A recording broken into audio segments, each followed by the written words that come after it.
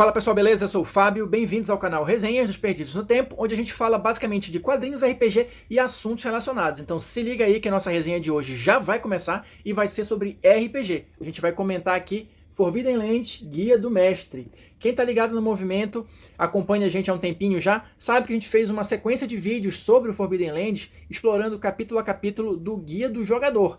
E agora, esporadicamente, se você tá mais ligado ainda no movimento, sabe que a gente retorna de vez em quando para expandir esses conhecimentos agora a partir das informações contidas no Guia do Mestre. A gente já fez um vídeo dessa nova leva, né, falando sobre as ascendências de Forbidden Lands, falamos sobre os elfos. Vou deixar aqui no card para quem quiser conferir. E hoje, dando sequência, a gente vai entrar um pouquinho na seara dos anões, tá? Também são criaturas clássicas, básicas de qualquer RPG de fantasia medieval, só que, como eu sempre gosto de dizer, o Forbidden Lands ele consegue dar um toque diferenciado para essas ascendências ou raças, né, como são chamadas em outros jogos, de modo que, apesar de elas serem clássicas e a gente conseguir reconhecê-las como tal, eles conseguem dar um diferencial que, na minha opinião, cria a identidade própria do Forbidden Lands, beleza? Eu vou apresentar aqui um pouquinho sobre os anões para vocês, depois coloque aí nos comentários se vocês concordam, discordam, acham que eles de fato se tornaram diferentes do padrão, do genérico, né? Enfim, mas vamos lá.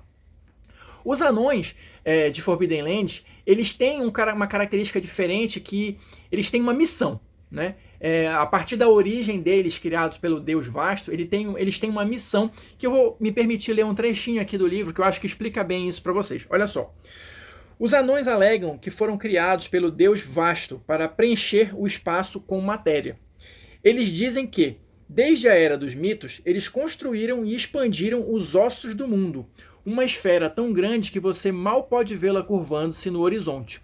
O Sol e as estrelas são os corações de forjas longínquas que o Deus criou para incitar os construtores a chegarem até lá, quando então poderão usá-las. Ou seja, de uma maneira geral, os anões acreditam que eles têm a missão de expandir o mundo. A eles foi entregue pelo Deus Vasto uma pequena pedrinha, um seixo, e a partir daí eles foram construindo camada a camada e expandindo esse seixo até que ele se tornasse o planeta. E essa é uma missão que não termina, ou pelo menos não vai terminar tão cedo, porque o objetivo é, como eu acabei de ler aqui, fazer com que eles alcancem as forjas que estão nos céus, as estrelas, né? Então, a missão deles seria justamente alcançar as estrelas, expandindo a esfera do planeta, né, para que eles possam utilizar essas forjas. Acho uma pegada bem interessante, acho que é um lore bem legal, né? Mas assim, isso é o básico para começar a entender os anões de Forbidden Lands. E aí, a gente vai ter também uma coisa que é até meio clássica, não só do RPG, né, mas é o chamado conflito de gerações. A gente vai ter anões mais velhos, que são mais arraigados com os costumes, que vão viver sempre embaixo da terra, e a gente vai ter anões mais jovens, que já se acostumaram a viver acima do solo, porque assim, a missão deles é expandir essa esfera e também protegê-la. Então, necessariamente, a gente precisa de gente tanto embaixo do solo, né, minerando e tendo matéria-prima para conseguir expandir o seixo, mas a gente precisa de gente também em cima, né, na superfície, para poder proteger essa esfera. Então a missão dos anões ela tem essa duplicidade. E como em outros jogos, os anões eles vão ser divididos em clãs, tá? Então a gente vai ter aqui os clãs anões. Aqui no Forbidden Lands, esses clãs, na verdade, eles vivem mais ou menos que numa eterna disputa de capacidade, né, para se provarem uns melhores que os outros. E na sociedade dos anões, a habilidade, né, a competência seria o essencial, seria tudo basicamente. Então, por conta disso, esses clãs anões, na sua maioria, eles vivem, não que eles vivam em guerra, tá? Mas eles têm um certo grau de competitividade para demonstrar quem é o melhor, vamos colocar dessa maneira, tá? E pra gente dar uma passada geral, assim, bem básica por cada um deles, a gente vai começar aqui com os Belderranianos. Olha só. Os Belderranianos, também conhecidos como o clã dos filhos. Esse nome deles, eu vou ler só um pouquinho aqui para vocês, olha. Belderrand é a primeira terra natal dos anões, regida pela família real Belder. Então, é por isso que eles têm esse nome, é uma homenagem, né, à antiga terra natal deles. E aqui, em Forbidden Lands, eles são aqueles construtores que, na verdade, vão honrar o Deus Vasto cumprindo essa missão de fato, expandir o mundo. Então, eles vão se organizar em grupos que peregrinam com essa missão, cumprindo efetivamente essa missão, Tá? Eles vivem basicamente embaixo da terra, mas eventualmente eles saem para realizar esse trabalho de expansão. E como é que isso se dá mais ou menos? O livro não entra muito em detalhes, mas tem um outro pedacinho que eu acho interessante a gente comentar aqui. Olha só. Os Belderranianos são construtores que honram o Deus vasto. Sua terra é o templo principal dos Aedos da Pedra, sacerdotes feiticeiros que podem afetar tanto a montanha quanto a terra plana com suas canções rúnicas. Grupos de Aedos de Pedra estão em peregrinação constante, aqui é o detalhe, andando pelas terras proibidas para encontrar grandes lajes de pedra que possam ser encantadas e transformadas em pilares e estruturas para expandir o mundo de acordo com os desejos do Deus.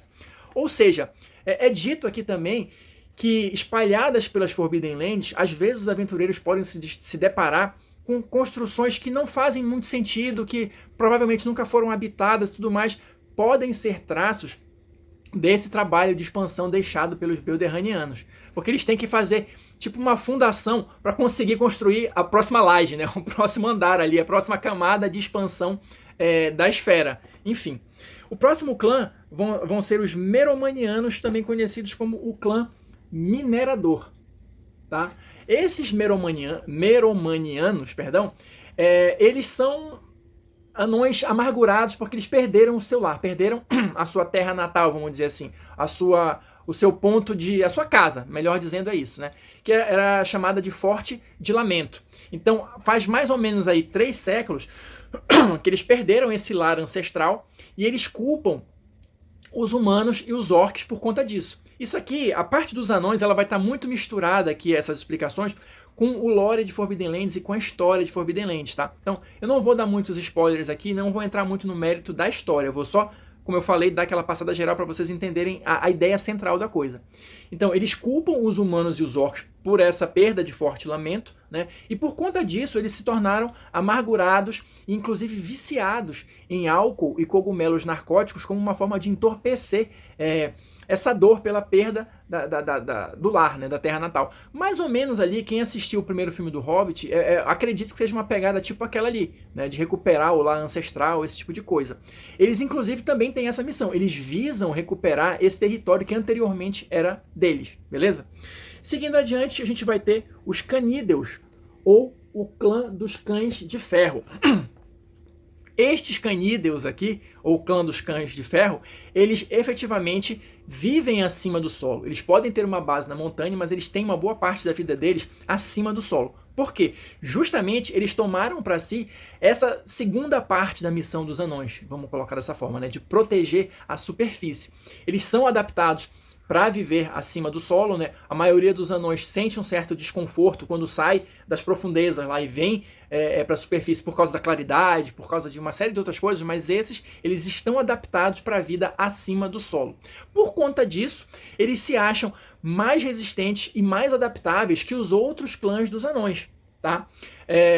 E eles lutaram ao lado dos Meromanianos para tentar defender esse lar ancestral do outro clã, mas não foram bem sucedidos, né? Tanto que os Meromanianos estão sem lar, vamos dizer assim, né? Fechando, ou quase fechando, a gente vai ter o próximo clã, que vai ser os Crombes, ou o clã do Guardião, dos Guardiões.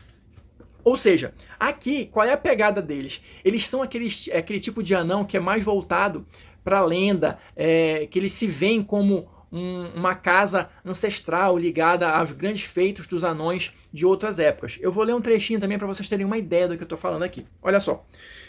Dizem que Skarne, a mãe dos dragões, reinava sobre Corvandor quando os anões chegaram durante os tempos antigos, e que sua armadura era de obsidiana impenetrável. De acordo com as lendas anãs, o comandante Oramundi rezou para o deus Vasto, que lhe enviou um martelo capaz de quebrar qualquer coisa. Oramundi usou o martelo para matar a dragonesa. O pico onde a batalha aconteceu foi batizado de Dente de Dragão. Ou seja, os Crombes, vou ler mais um trechinho aqui. Eles alegam proteger as terras proibidas, apesar de não ser muito claro contra o quê. Eles continuam habitando esse salão de Skarne em Dente de Dragão. E olha só, a chegada dos humanos em Corvandor, ela não afetou muito a vida desse clã, porque eles se consideram acima dos outros, até talvez até mais do que os canídeos, né?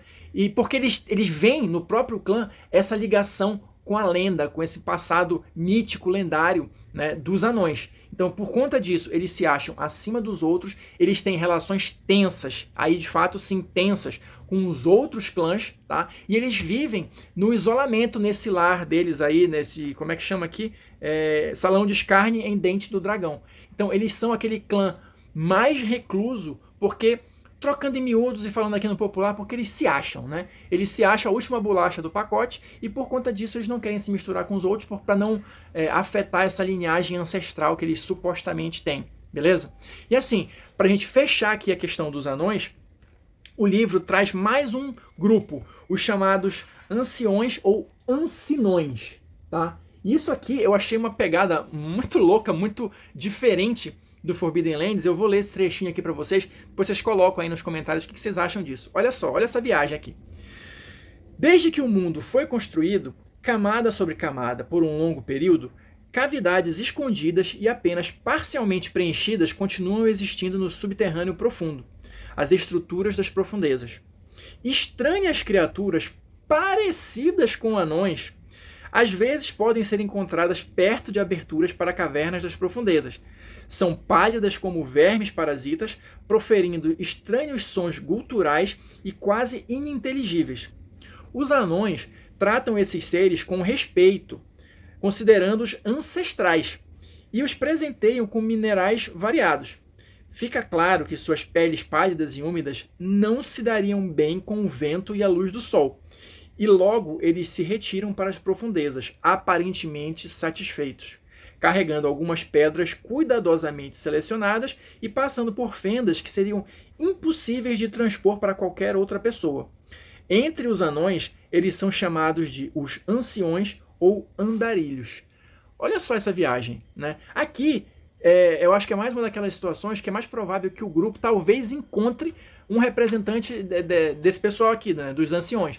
Dificilmente você vai conseguir jogar com isso. Mas não deixa de ser uma possibilidade interessante para você explorar no sistema. E aqui, pelo menos até onde eu vi, acredito que não tenha mais informações sobre isso. O negócio é deixado ao cargo do narrador, do mestre, né, de desvendar esse mistério. Afinal de contas, que criaturas são essas? Eles têm algum propósito? Me lembrou essa descrição aqui um pouco Gollum, assim, né? Pelo menos na aparência e tal, apesar do Gollum não ser um anão, me lembrou um pouquinho pela descrição que é feita aqui. Mais uma possibilidade, né, de explorar o cenário de Forbidden Lands, que tem muita coisa interessante, né? Mas em relação aos anões, eu vou ficando por aqui. Espero que vocês tenham curtido. Deixem aí os seus comentários, né? O que vocês acharam dos anões de Forbidden Lands, né?